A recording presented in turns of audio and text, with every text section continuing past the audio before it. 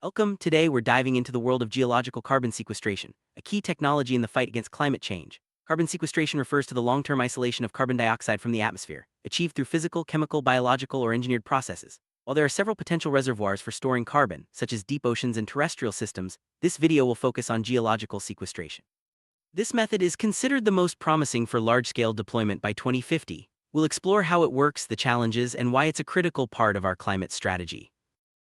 Geological sequestration stands out because of its vast potential to store carbon dioxide safely and effectively. The Earth's upper crust contains enormous reservoirs, porous rock formations deep underground, that can trap CO2 for thousands of years. Unlike ocean or terrestrial storage, geological options offer both scale and permanence.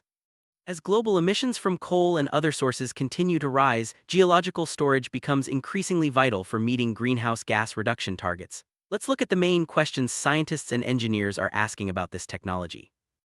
For deploying geological carbon sequestration on a large scale, several critical questions must be addressed. Is there enough storage capacity where it's needed? Do we fully understand how CO2 is stored underground? Can we reliably certify injection sites with our current knowledge? And once CO2 is injected, can we monitor and verify its movement to ensure it stays put? These questions guide research and policy, ensuring that geological storage is both safe and effective. Make a real impact on global emissions, geological storage must be deployed at an unprecedented scale. For example, abating 1 gigaton of carbon per year would require capturing and storing CO2 from hundreds of large coal plants or thousands of injection projects. With coal emissions projected to rise, the need for rapid development and understanding of geological storage is urgent. This scale brings challenges in implementation, efficiency, and risk management that must be carefully addressed. Not just what happens deep underground that matters. Near-surface issues are also crucial. How will the location of new coal plants be influenced by the distribution of storage sites? What's the probability of CO2 escaping from injection sites, and what risks does this pose? Can we detect leakage if it occurs, and will surface leakage reduce the benefits of carbon capture and storage? These questions are central to ensuring the safety and effectiveness of geological sequestration. Fortunately, most technical issues related to geological sequestration are considered manageable. Advances in science and engineering have provided tools to address these challenges. The hurdles to answering key technical questions are significant but surmountable. As a result, geological carbon sequestration is likely to be safe, effective, and economically competitive with other climate solutions. Ongoing research continues to refine our understanding and improve the technology. Subsurface engineering is at the heart of geological sequestration. Key questions include: how do we ensure that CO2 remains trapped underground? What physical barriers prevent CO2 from migrating to the surface? How do we monitor the movement of CO2 in the subsurface? Addressing these questions requires a deep understanding of geology, hydrodynamics, and engineering. Let's explore the mechanisms that keep CO2 securely stored. CO2 sequestration targets are selected for their natural barriers to migration. These barriers often take the form of impermeable rock layers, such as shales or evaporites that cap the storage reservoir. In some cases, dynamic barriers like regional hydrodynamic flow also play a role. These mechanisms allow for high CO2 storage volumes and act immediately to limit CO2 movement. At the microscopic level, capillary forces trap CO2 bubbles, immobilizing a significant fraction of the gas.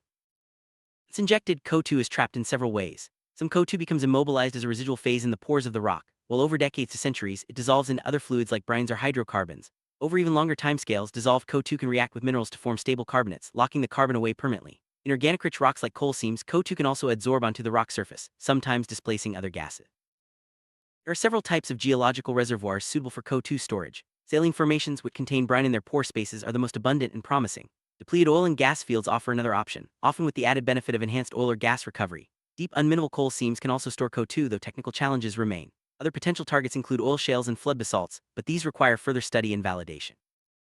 Decades of research in hydrocarbon systems and natural gas storage have given scientists confidence in the long-term security of geological CO2 storage. Studies suggest that more than 99% of stored CO2 will remain underground for at least 100 years, and likely for 1,000 years or more. Some storage mechanisms are even self-reinforcing, further reducing the risk of leakage over time.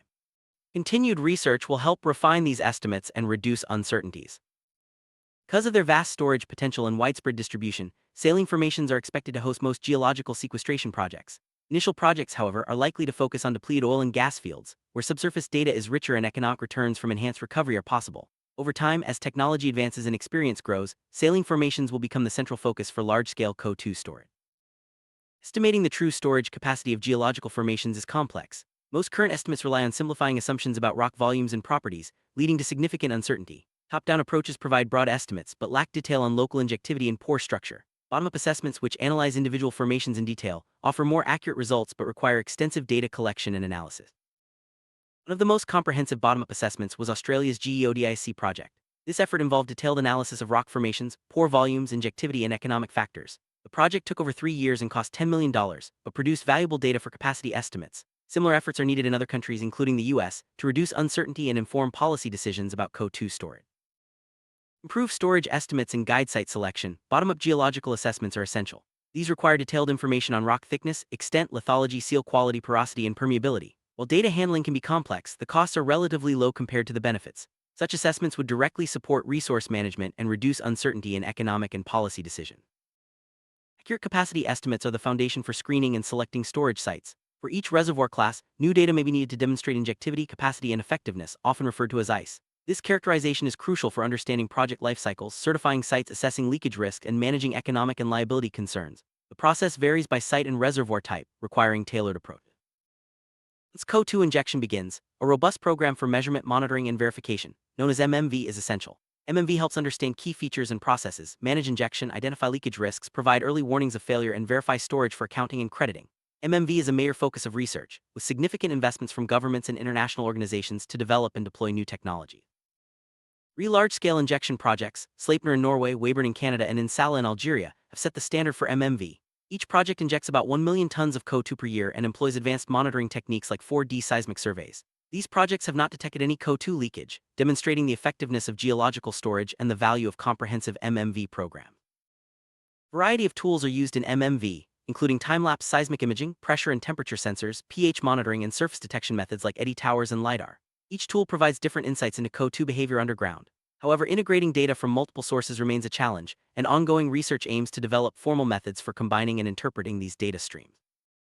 There's no universally accepted approach to designing MMV networks, especially for commercial projects. Effective MMV should cover the entire footprint of injection, including both surface and subsurface sampling. A four-phase approach is often recommended: assessment and planning, baseline monitoring, operational monitoring during injection, and array monitoring after injection. The duration and intensity of monitoring depend on site-specific factors and regulatory requirements. Most CO2 storage sites are expected to perform as planned. A small percentage may experience significant leakage. Leakage can reduce the benefits of sequestration and in rare cases pose health or environmental risks. Wells present the greatest risk, especially if they are old, abandoned, or poorly sealed. Identifying and properly plugging these wells is a key part of risk management. CO2 leaks into a contained environment. It can accumulate to levels that may be hazardous to health, safety, or the environment. There is also concern about the safety of drinking water if CO2 migrates into underground sources. However, experience with acid gas disposal and enhanced oil recovery suggests that these risks are small and manageable with proper site selection and monitoring. Despite progress, there are still important science and technology gaps. Current simulation tools have limitations in predicting geomechanical responses, such as fracture formation or fault reactivation. They also struggle with modeling reactive transport and well behavior. Improving these tools is essential for accurate risk assessment and for designing safe, effective storage projects. Robust risk assessment programs should focus on both the likelihood and potential impact of leakage or other failures. Quantifying risks helps policymakers, financiers, and regulators make informed decisions. However, the number of well-studied CO2 injection cases is still small, making it difficult to develop accurate probability models. More large-scale field studies are needed to fill this gap. Truly understand how geological sequestration works at scale, large injection projects are essential. Small pilot projects provide valuable data, but only large-scale operations can reveal the full range of geological responses and potential risks. These demonstrations are critical for validating models, improving monitoring techniques, and building public and regulatory confidence in the technology. Rainley Oilfield in Colorado provides a real-world example of large-scale fluid injection. Over 28 million tons of CO2 have been injected with limited seismic activity and no demonstrable leakage. This and similar studies show that, even with large injection volumes, the risk of significant seismic events or leakage is low when projects are properly managed. Large-scale sequestration projects require significant investment. For example, the Weyburn project in Canada spent $27 million in its first phase, not including CO2 or well drilling costs. A comprehensive project could cost between $100 and $225 million over 8 years, but the value of the information gained would be enormous, helping to inform future projects and policy. Developing countries like China and India are rapidly increasing their energy demand, mainly through coal. Both nations have significant geological storage potential, but require detailed assessments and pilot projects to verify capacity.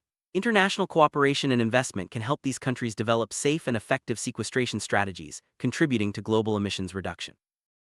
China's complex geological history has produced numerous sedimentary basins, many of which are suitable for CO2 storage. 6 onshore and 2 offshore basins in eastern China are especially promising due to their proximity to coal sources and industrial centers. Detailed bottom-up assessments and large injection tests are needed to confirm their suitability for large-scale sequestration. China is already home to several sequestration projects, including CO2 enhanced oil recovery efforts and pilot studies in coal seams. Many large coal gasification plants produce pure CO2 streams near viable storage sites. With the right investment and coordination, China could rapidly scale up its sequestration activities, providing valuable data and reducing emissions. India's geology is dominated by a large granitic and metamorphic massif, surrounded by sedimentary basins. The Ganga Basin and the Bengal Fan are among the world's largest sedimentary accumulations, located near major CO2 sources. While there is currently only one small pilot project planned, India has significant potential for large-scale geological sequestration with further assessment and investment. The United States, underground injection is regulated under the Safe Drinking Water Act, with the EPA's Underground Injection Control (UIC) program setting standards. However, there is currently no category specific to CO2 sequestration.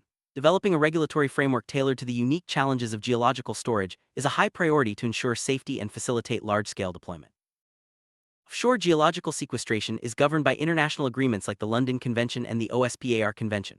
While these agreements were not designed with CO2 storage in mind, most legal scholars agree that certain methods of offshore sequestration are compatible with current international law. Clarification and possible amendments may be needed as the technology advances. Liability for CO2 sequestration is divided into operational liability, covering risks during capture, transport, and injection, and post-injection liability, which addresses risks after the site is closed. Operational liability can be managed using frameworks from the oil and gas industry. Post-injection liability is more complex, involving long-term risks like groundwater contamination or CO2 emissions from storage sites. Clear rules and financial mechanisms are needed to manage these risks. Cost of geological sequestration includes capture, compression, transport, and injection. Transport is typically by pipeline with costs depending on distance and volume.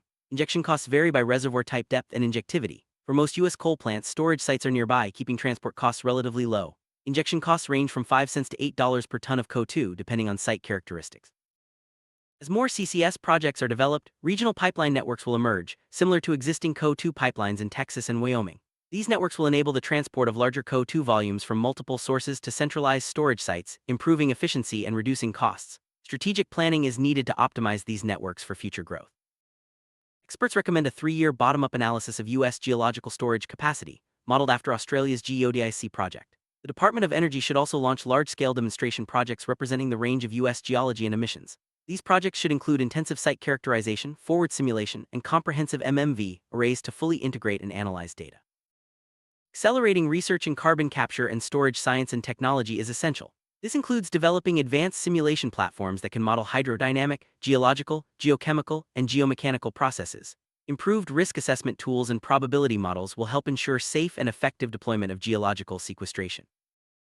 Robust regulatory framework is needed to cover CO2 injection, accounting, site closure, and long-term monitoring. This could involve evolving the existing EPA UIC program or creating a new program specific to CO2 sequestration. Clear regulations will make it easier and less costly to initiate large-scale projects and will support safe, reliable storage. Government should assume liability for sequestered CO2 after injection operations cease and the site is closed, provided regulatory criteria are met. Operators would pay into an insurance pool to cover potential damages from future leakage. This approach balances industry responsibility with long-term public assurance. Future of geological carbon sequestration looks promising, thanks to decades of injection experience and the Earth's natural ability to trap CO2. However, large-scale deployment requires addressing open issues in capacity estimation, monitoring, regulation, and liability. With coordinated action, CCS can play a central role in reducing greenhouse gas emissions and combating climate change. Global cooperation is essential for advancing geological sequestration. Sharing data, technology, and best practices will help countries with different geological and industrial contexts develop effective CCS strategies. International funding and partnerships can accelerate pilot projects and capacity assessments, especially in developing nations. Building public trust is vital for the success of geological sequestration. Transparent operations, open sharing of monitoring results, and clear communication about risks and benefits will foster acceptance and support. Demonstration projects like Sleipner and Weyburn have set a positive example by making their data publicly available. Summary: geological carbon sequestration offers a safe, scalable, and effective way to reduce atmospheric CO2. While challenges remain in capacity estimation, monitoring, regulation, and liability, ongoing research and demonstration projects are steadily addressing these issues. With continued investment and collaboration, geological storage can become a cornerstone of global climate strategy. Path to a low-carbon future depends on bold action today. Governments, industry, and researchers must work together to advance geological carbon sequestration. By investing in research, building robust regulatory frameworks, and supporting demonstration projects, we can unlock the full potential of this technology and make a lasting impact on the climate.